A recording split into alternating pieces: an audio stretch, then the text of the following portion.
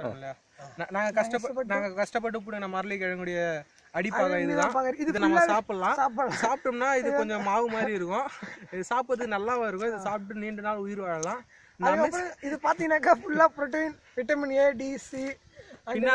PG student இதெல்லாம் சாப்பிடணும். கண்டிப்பா இதெல்லாம் சாப்பிட்டீங்கன்னா நீங்க ப்ரோக்ராமிங், சி லாங்குவேஜ், ஜாவாலாம் எங்கேயோ போயிடலாம். ஜாவா உங்களுக்கு தெரியணும்னா இது நீங்க சாப்பிட்டே ஆகணும்.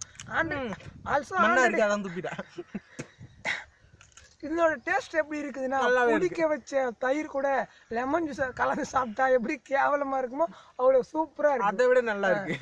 அதை விட அழகா. நம்ம கேண்டீன்ல இதுக்கு ஸ்பான்சர் யாருனாக்கா இளவரசர்.